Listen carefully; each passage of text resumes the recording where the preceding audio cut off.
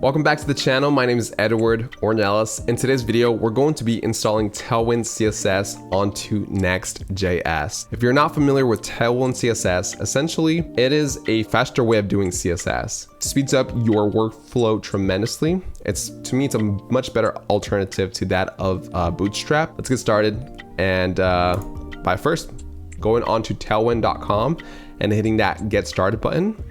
And then afterwards, find your framework in framework guides. I'm going to be using Next.js. Obviously, there's a bunch of them here. So if you're using Angular, Nuxt, Svelte, there's a bunch, okay? But I'm going to stick with Next.js. And first, we have to create our Next.js project. So first, we do that by copying this right here onto our terminal. And so we'll head on over onto VS Code. This is where I'll be doing all my coding. So just head on over to your text editor of sorts, and then simply paste this onto your terminal of your desired location. So I'll hit enter, and it should start installing all of the Next.js dependencies. So you hit Y for yes, and now it will begin installing. So once that is done, we head on back to our Tailwind, and then we cd into my project. That is what it ended up calling the project. You can always change that any other time. But for now, we'll just cd into my project. Then we'll go back to the Tailwind, and this is where we will install the Tailwind directly now. So we first copy this one on the second where it says install tailwind.com or CSS, I'm sorry. And then it says npm install /d tailwind CSS post CSS auto prefixer. So we copy that, we head on back over to our VS Code and we paste that. We hit enter, and now it will begin to install all of the Tailwind CSS dependencies.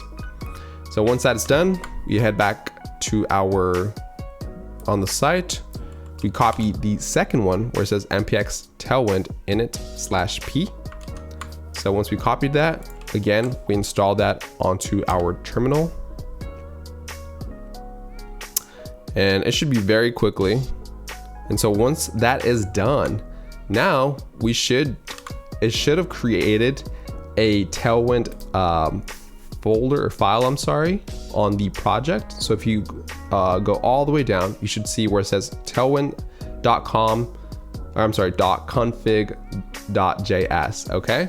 And this is where you'll be able to import all of your plugins, your themes, your extensions. So get familiar with this. You do end up using this quite a bit, especially if you make custom animations and sorts.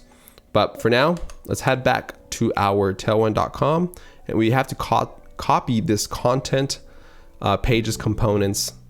So simply just copy all of that. It makes it so much easier. And where it says content, we just simply paste right over that, okay? And we just hit Control S, which is Control Save. And then we head back to Tailwind again. And then where it says add the Tailwind directives to your CSS. So we do that by copying this and then heading over to our global.css, okay? There's already going to be some pre-existing CSS on there. So you just delete that, and then I will paste this at Tailwind based components and utilities. So we hit Control S again. Then we head back once again, and now it should in theory be ready to go. So all we have to do is copy this npm run dev, and we should be able to start up our Next.js project. So it says it's ready to go on the local host of 3000. So we just simply hit Control S or Control click, I'm sorry, and it should open it up. And there we go. Now we have our Next.js ready to go.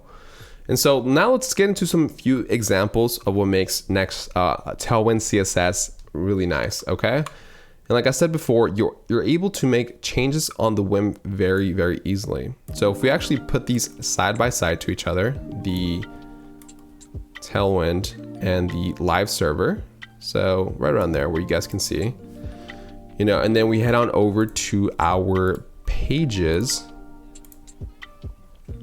So you can see we already have some pre-existing HTML onto here. So what I'll end up doing is just deleting all of this right here, and just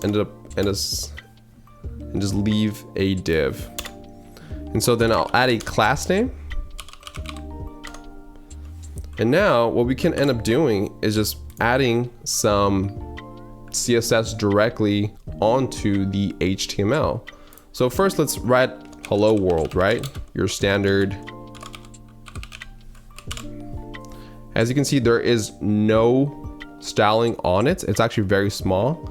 So what we could end up doing is adding a declaration of text and essentially enlarging this by saying 4XL. And now you can see it makes it so much bigger. So I'll actually move this a little bit to the right. And on the same page, we can also add, right? So we just add a space to that. And now we can say we want to center the text. So you would simply say text/center. And now it should be in the center, okay? And you can add all of your positions, your displays on here that you would like.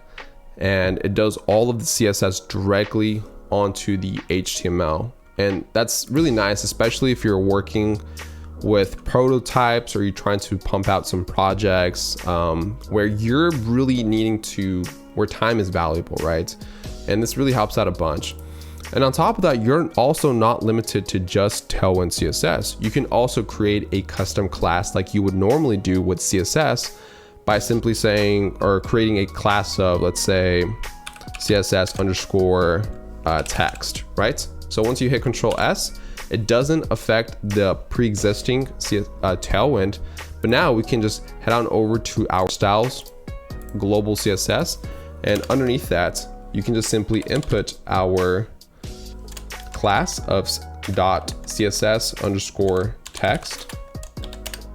And now you can create, or I'm sorry, add CSS like normally, right? So in this case, if you want to add a color, we can just simply say black, or in this case, white maybe. And it makes it white, right? But let's say we want to make the background black as well. So you can just simply say HTML and then just say background color, and we'll just simply say black, right? So that would be hashtag 00000.